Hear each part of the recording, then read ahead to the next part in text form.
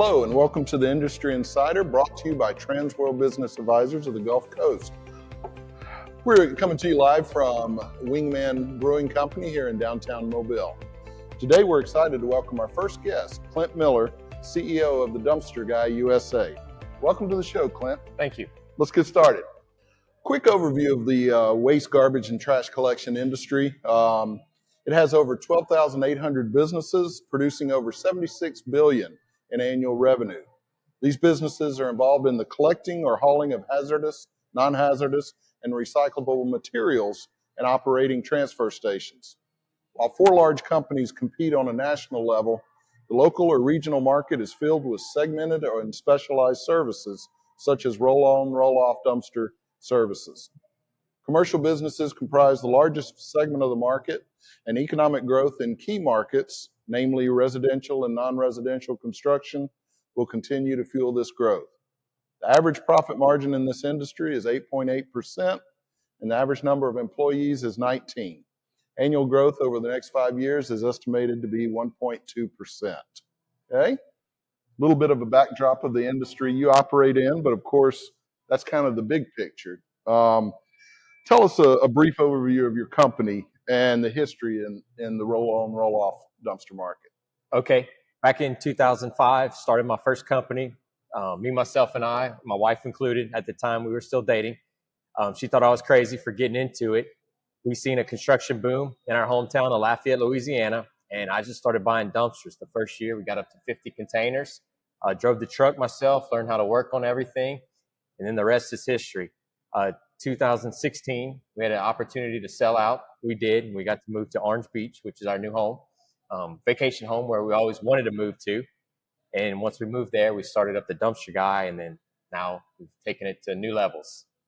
What inspired you to start a business in the dumpster industry? So I was in the landscape lawn care industry. Was looking for something easier, something that had assets with more tax depreciation, a little bit easier on the body instead of having to go out there all day long and sweat. So that's what got me interested. Okay, very cool. A little bit of industry insights. How has it changed since you got into the industry? Technology's come a long way with software, GPS tracking, onboard camera systems in containers to see the actual debris we're hauling, to send it to the correct disposal site, knowing when containers are full. Then also it hasn't changed because you still have some of the older style companies that are just trucking along with their existing assets that don't like change. So you have a mixture of good and bad, as I'd call it. Okay, very cool. What challenges, opportunities do you see coming up? There's a lot of opportunities. A lot of the older companies are getting out. They're getting bought out by the national companies. There's really a need for the small mom and pop style hauler. That's what we target. The people that don't understand how to rent a dumpster, have never done one before, we cater to them, make them feel warm, and let them enjoy their experience. Okay, all right. Who are your customers? What services do you offer? We offer same-day service, delivery, pickup. We do have contractors, roofers, remodelers, weekend warriors, homeowners, just anybody that needs a dumpster, we can get them one. Okay, so you're tailoring more towards the smaller business and the individuals. Yes, someone that doesn't want to have to sign a contract. They don't want to have to do a credit app. We take credit cards, check, all forms of payment. We make their life easy and simple and set rates. Okay. What sets you apart from your competitors? If I call 5 different roll-off companies and say, hey, I'm going to do a roof project in my house, why would I pick you? That's a good question. So our customer service is number one. Not only do we have some of the nicest equipment on the market, all of our containers are sanitized before they ever come to a job site. We have onboard sanitation systems, so they all get cleaned at the landfill. A lot of people don't think about it. That dumpster could have been on a job at a hoarder's house the day before, and you can only imagine what could have been hauled in it. Yeah. So everything's cleaned, inspected before we bring it to the next job site. And then when our drivers get on site, they talk to you about the best placement. We put down driveway protection pads. We want to make sure that you have the best experience possible. Okay. Oh, how do you engage with your customers to understand their needs? Just ask them the simple questions. What are they using the dumpster for? How long they need it? What type of debris? we can always structure a plan that fits their budget. And Okay. Any specific testimonials or stories come to mind that kind of illustrate your place in the market? And we've got a lot of Google reviews. If you want to go read those usually tell it the best. We spend a lot of time on the phone with people thanking us, probably more time than we should. Time of the phone lines. We do have to have 3 lines coming in because we will take the time to listen to everybody carefully. We'll get some people really excited of having a pleasurable experience renting a dumpster. very good. What about, you mentioned technology earlier. What kind of technology are you using that the older people in the market may not? So we have onboard GPSs of the trucks, front, rear-facing dash cams. We have GPS trackers on our containers. We actually have cameras mounted inside all of our containers that take multiple pictures a day, so we know what type of debris is getting loaded, to send it to the correct facility. We do a lot of recycling of materials. Our software guides our drivers through live Google mapping, so every load is dispatched properly, so we don't waste no time for new deliveries, backhauls, swap outs. So we're very efficient.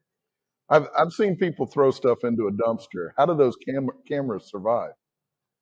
They're pretty tough. The way we Okay. have them designed, they I think so far we've probably only had 3 or 4 ever really get damaged, and 2 of them was dumpsters that caught on fire and it melted them. Oh, interesting. Would you say technology has made you more efficient in the marketplace and has been kind of a competitive advantage for you? Yes, because people don't understand how we can do our dumpsters for the rates we charge, but then also have the customer service we provide of being on time, quick swap outs. Quite a few of our customers let us manage the containers ourselves. So we view the pictures and we know when they're getting full, and we can dispatch a driver so your superintendent never has to go to the job site. Okay. So if I'm doing a remodeling job, are you renting it to me by the week? Are you saying when it's full, I'll come take it? How does that work? Every job, every customer is different. So we cater to your needs. I would ask you how long your project's anticipated to last. We have calculations to know about how many containers you're going to need, so we can help advise. That way you get the best deal possible. Okay. Very cool. What about regulation? What kind of government regulations do you face, and what kind of challenges do they present? There's actually not too much regulations. Everything has to have a solid waste hauler's ID, identification number. Down south, they're not too big into recycling. We pretty much lead the way on the recycling of materials, convincing our customers to separate their dirt, concrete, bricks, because that can all be recycled. We offer some concrete washout services that nobody else offers around here. We contain, treat all the water.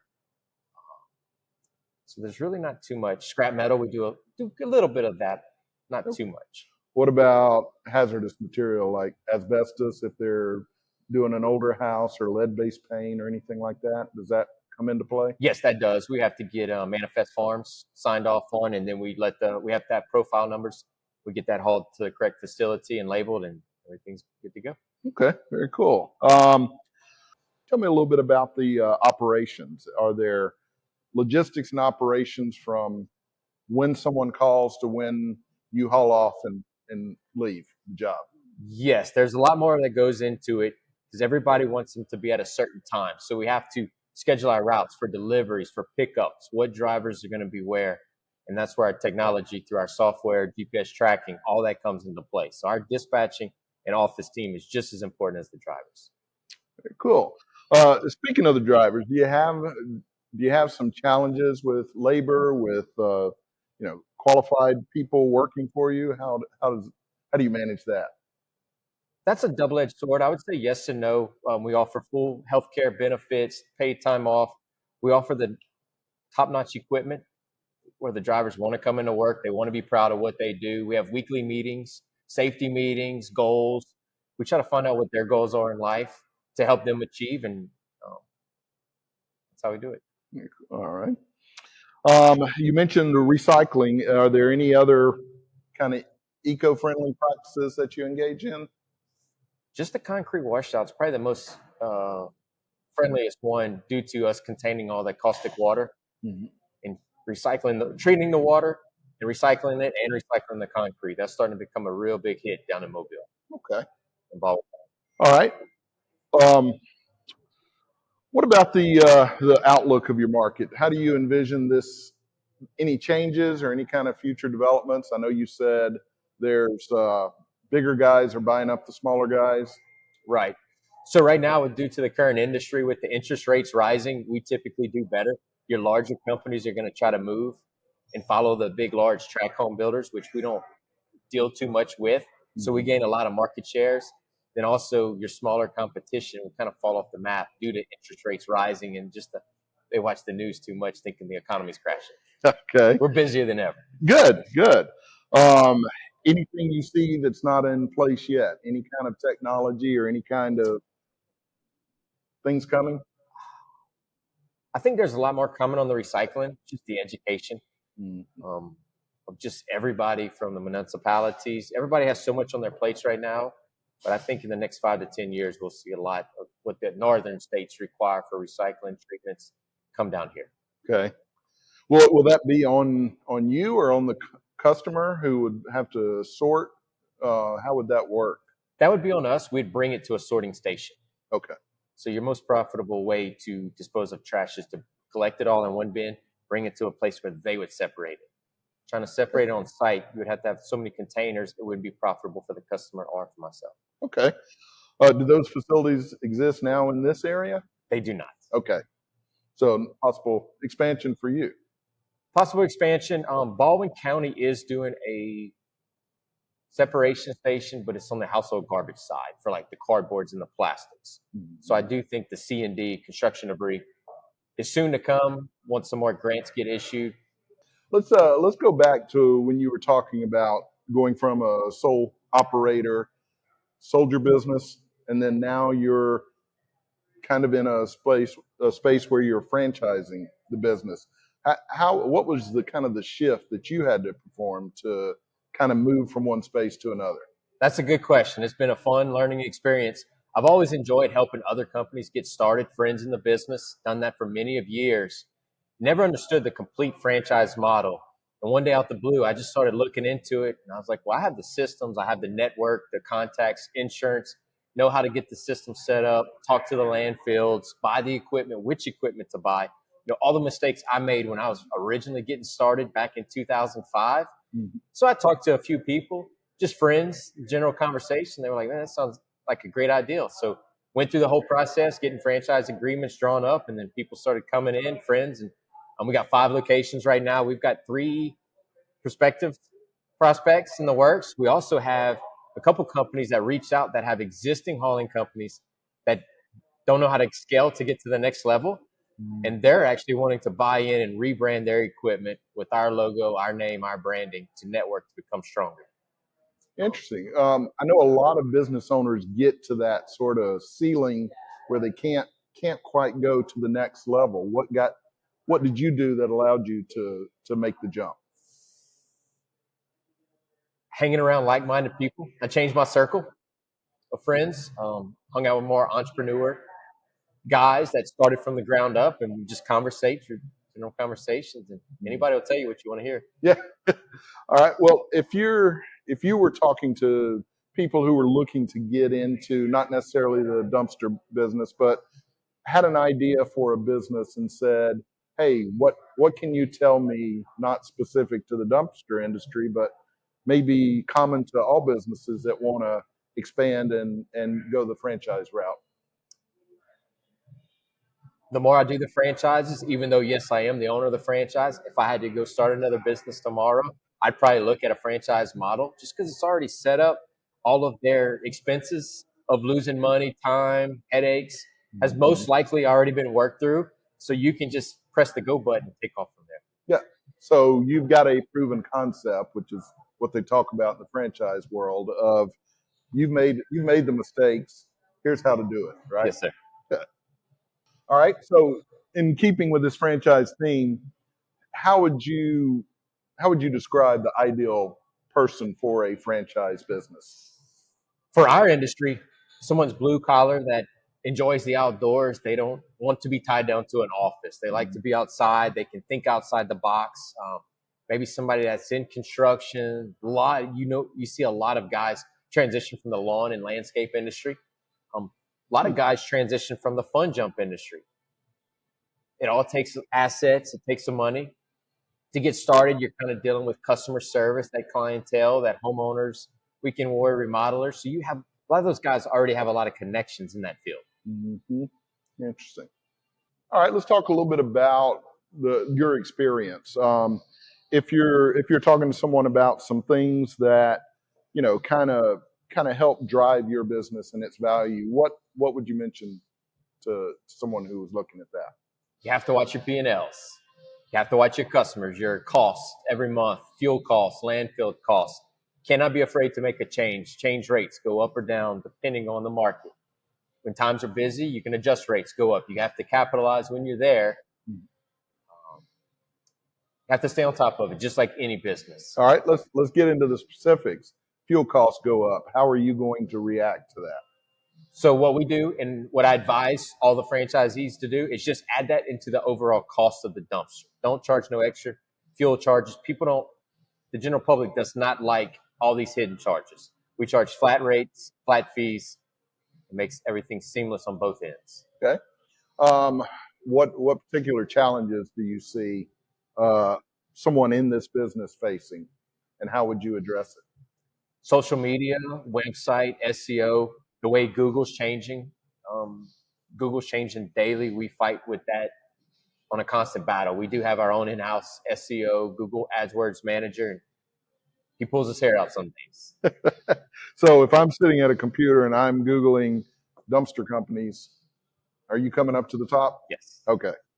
So being at the top of the search engine, being present on social media, and any kind of secrets you can tell us here? Just be honest. A lot of companies we see on social media, they'll post a lot of negative stuff of people overloading their dumpsters or trying to, I guess, make fun of their customers for doing dumb things. And I understand they get a lot of likes and a lot of views, but we're trying to attract positive customers that don't do that kind of stuff. Yeah. So we want to keep a good reputation. Yeah. Just use common sense. Gotcha. All right, let's say a new franchisee sets up in a market. How do you help them with their organizations? Do they have 10 employees? Do they have 2? I know you started just you and a truck, right? Right. Is that where they're going to start, or do they need a little more support? Ideally, yes. We like them to start with them in a truck. They get to learn it from the ground up, and very quickly they'll move up to their second truck, move up in containers, hire their first driver. But having that 4 to 6 months of experience of being in the truck, that's the best value you can get. So you're not looking to market to absentee owners, correct? Correct. No, Okay. no. All right. How big a market would you recommend, or territory for your franchisees? So we do everything by zip codes. That's the easiest for Google marketing. We like to look for anywhere from 150,000 population up to that 400,000 or 500,000. 400,000 or 500,000, that's a monster. Mm-hmm. Baldwin County, the territory I operate out of, just now hit, I want to say, over 200,000 population. Mm-hmm. We got 260 containers running, 5 trucks. So, well, it's a large land area, so it is, and we only cover about half of the land. We typically don't cross I-10 too often. We'll cover Spanish Fort, so there's still a big untapped market, but we stay so busy down south. So there's a lot of opportunity where populations are only 125, 150K. Okay. All right. Clint, if you don't mind, would you just kind of walk me through? I'm inquiring about being a franchise owner. What are the relevant questions I've got are: how much does it cost? What is it? What's the commitment? How would you respond to that? You're looking at a $350,000 on the bottom end to get started with some equipment, the truck, the initial franchise fee. Our franchise fees, we charge a per truck monthly royalty fee. So there's no gross percentage of sales. Okay. We're not digging through your books. We want you to be as profitable as possible. There is other pass-through expenses of the website, the social media, the Google marketing ads. Those are pass-through expenses. So there is a couple other little fees like that, but for the most part, $350K can get you started with a truck, some equipment, franchise fee, and then to grow from there, depending, I mean, it could be a couple $1 million worth of assets. Definitely need a of funds, reserves to get started. Okay. Do you always recommend to buy a truck for tax purposes, lease? How does it generally I work? recommend buying. Okay. Yes, owning them. We do have used trucks that we run through our fleet also. So we're always upgrading us and our franchises with new trucks for the tax benefits of it. So there is opportunities for somebody to buy a 1 or 2 year truck. There's nothing wrong with it. They've been inspected, maintenance to get them off going a little bit cheaper. Okay.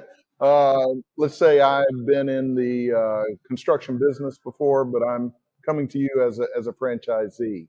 What kind of training can you offer to me to help me succeed? So you're going to come down to Foley, Alabama. You're going to spend a month with us. 1 week is going to be in the truck. You're going to ride with a couple of different of our drivers, senior drivers that have been with us from the start. They're going to teach you the software, how to talk to the customers, what to look for on the job sites when you're pulling up before you ever enter their property. Then the next 3 weeks, you're going to be in the office. You're going to be taking calls, learning the software, learning just the little tips and tricks that we've learned on how to ask the right questions, get the best bang for your buck, and also the client's best buck. Good. And if we don't feel comfortable after those 3 weeks, we're going to invite you to stay a little bit longer.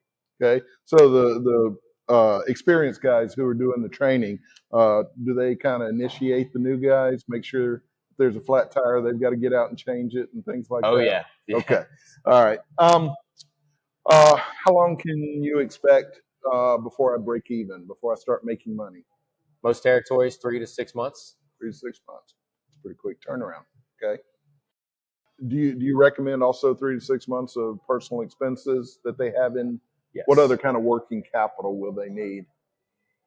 If they can survive for 1 year without a paycheck, they'll be fine in this business. Okay. Because their back will be up against the wall. They'll have no option but to succeed. What about operating expenses? Do you require an office, or can they run this out of their house? Yes, they can run it out their house. A couple of them still do. They just rent a storage unit or a lot to park their truck and a couple containers in. Most of your containers, if you have some available, stay at the landfills. I've never seen a landfill that does not allow you to store extra containers for a staging lot. Okay. All right. So you've got to buy a truck to get started, or lease, or find something. What type? Is there any financing available? Yeah, there is. Truck manufacturers are always offering financing. We do have a couple local banks we deal with. Most of our guys do deal with their own bankers in their hometown. There is other equipment finance companies. Their rates will typically be maybe 1% higher, but it requires less down, and that's what they specialize in. Okay. Can you tell us maybe 1 or 2 things that you work on daily or weekly in your territory that helps you be successful? I look in the mirror every morning. I'm my biggest competitor. We don't worry about the competition. We don't let that get in our heads. We remind our employees, our team members that daily, weekly, in our team meetings. They might bring up what the other competition's doing, and we just say we're going to focus on us. We're going to be the best we can be. And how can people get in touch with you? Through our website, The Dumpster Guy. It's thedumpsterguyusa.com/franchise. Okay. We have a franchise tab. You fill in your information, and typically within a day or so, I'll reach back out to you. Very good. Thank you for joining us today on the Industry Insider. Thanks to Clint Miller for sharing his experience with his business, the Dumpster Guy USA. And finally, thank you to Wingman Brewing for hosting us. If you haven't stopped in yet, be sure to visit them at 656 St. Louis Street in downtown Mobile. As always, if you have questions for us at Transworld Business Advisors of the Gulf Coast, you can reach me at 251-459-2712 or email me at ddenham@tworld.com. Tune in next time for another edition of Industry Insider with your wingman, Donald Denham. I'm here now with Bill Kleinschrodt, owner of the Transworld Business Advisors of the Gulf Coast, and we're going to sort of highlight the value drivers that we emphasized during our interview with Clint Miller of the Dumpster Guy USA. We kind of started, Bill, by touching on barriers to entry. How is that a value driver? Yeah, the value drivers that we work through, barriers to entry it's a lot of businesses can be replicated pretty easily, or you can get your foot in the door with a low minimum investment, a low amount of specialty, and so the higher those barriers are, the more valuable potentially an existing business is going to be, because it's difficult for people to hop right in. So in this case, I think you know when you start talking about franchising a business like this, the skills and the concepts are there, and so some people are looking for something that's turnkey. So there may be a higher investment in this business compared to maybe some other service businesses with the equipment, the trucks, the rentals. But there's some really attractive features of having something turnkey, that allows for things, to be successful pretty quickly. Yeah. Very good. So there's sort of a competitive advantage to moving into a franchise as opposed to simply starting your own business and making your own mistakes from the beginning. Another one that he talked about was the customer base driver. And for Clint's business, he did not have several big customers. He was, dealing with the do-it-yourselfers, the small contractors, and things like that. How does that help establish value in his business? Yeah, I think two things. When you're dealing with the end user rather than a contractor, you're able to command a little bit better price, and then your referral network gets a lot larger, because if you're dealing with a lot of different end users and their neighbor is going through a renovation, then it's a natural, hey, call direct, not some general contractor that has a messy box on their on the property for months and months and months. Mm-hmm. So yeah, I see the customer base adding value because of the referrals here, and really just being able to have a high margin, but adding service to the dumpster business. And it's also sort of the absence of risk, right? When you've got a small desegregated population as opposed to a concentrated 2 or 3 big contractors that you work with. Excellent point. Yeah, absolutely. Yeah, if you're and we know many roll-off businesses in our experience have been heavily focused on a few large general contractors, and what they do in time is whittle your price down, and demand more of your efforts, and so what happens in a valuation side of things is, if you're one day trying to begin with the end in mind of growing a business like this, is that one, losing 30% of your customer base overnight is a huge risk to a bank or to a buyer. So just a very diversified business model that Clint has set up here, and who they target, is a more valuable asset because of the lack of concentration there. He hit quite a bit on technology and equipment. Another driver for value in our industry. The one that stuck out to me was cameras inside the dumpsters. Also, dispatch and GPS and backup cameras. How does that put him kind of ahead of the game when you're talking about the guy who owns one truck and is kind of low level of technology? Well, I mean, you kind of said it yourself. This is pretty self-evident. When you look at technology and people, those who are embracing it and those who are not, it's almost always the pluses on the ones that are, right. I mean, the business and the technology and any industries, keeping up with that's important. In this case, there's a lot of logistical and operational benefits of keeping up with technology in this business. So I think it's a must-have, but it's also it's pretty commonplace to see other businesses not embrace that and just continue to do it the old way. And so to me, I think it's a big plus. It's another one of those what we call the hitting on the top end above industry averages on these value drivers. So for sure.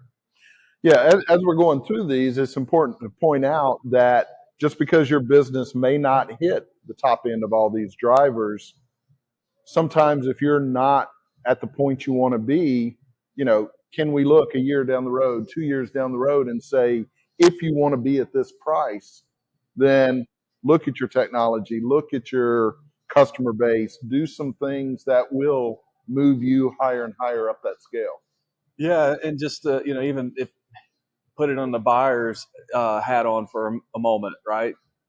Sometimes, if you're looking at an independent dumpster business or roll on roll off business that doesn't have the systems and procedures in place like the dumpster guy does, then maybe it is attractive for you to go buy one that doesn't have in technology, and you're smart enough to put those systems in place, or maybe you rebrand with the dumpster guy, or there's lots of options there. But certainly, that guy that's selling that doesn't have this is not going to get the premium. So sometimes it's an opportunity for a buyer to to lipstick things up, but really put some substance behind it too. Yeah. One thing that a lot of small businesses lack is sort of an operations manual or a kind of a playbook on how they do things. Clint had that figured out very well, where he talked about going from phone call to dumpster delivery and then beyond. How important are those processes in establishing value in a business? Very important. We look at a lot of different businesses, a lot of different industries, and that's one of the most often missed item on, business owners know how to do everything, but is it documented? Is it procedural? Is it put in place?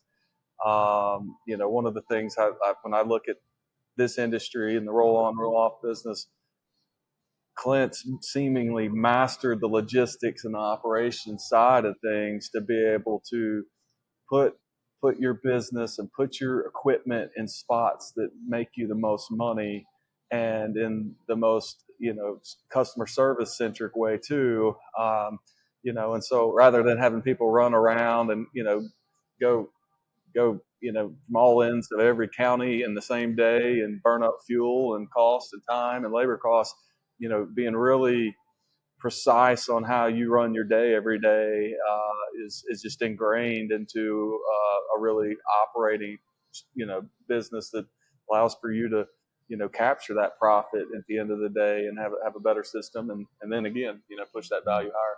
Yeah. Do you need to hydrate while we we wait? Yes. We hydrate. Shout out to Stale Cracker for that one.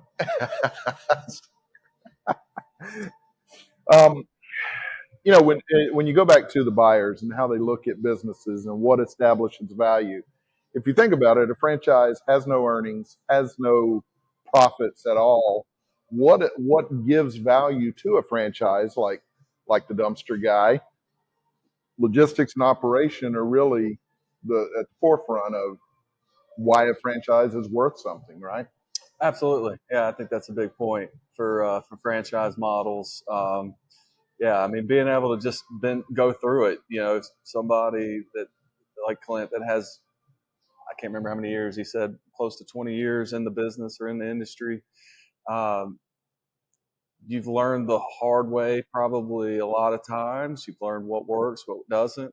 Have that resource on your speed dial is huge, right? To be able to say, look, I know you've done this before, and you're gonna map it out, but being able to have that after the purchase support to be able to be successful is another huge benefit of franchising. Yeah. And probably the last one we'll touch on that we discussed with Clint was the future of the market. Is construction, even with interest rates, doesn't slow down that much. You've got do-it-yourselfers who will pick up the slack when new construction is down. So, how does the future of the market play in as a driver for his business and any others? Yeah, I mean, nobody has the crystal ball on some of these economic cycles. I think one thing's for sure though is that everybody, are generally speaking, economists and industry folks are looking at, we don't have enough housing.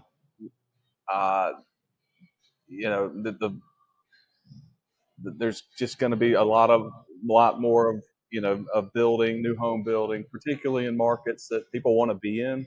So as you're looking at starting a business, you don't want to build where everybody's leaving, right? You probably want to invest in territories that are growing, have long-term outlooks that are of growth.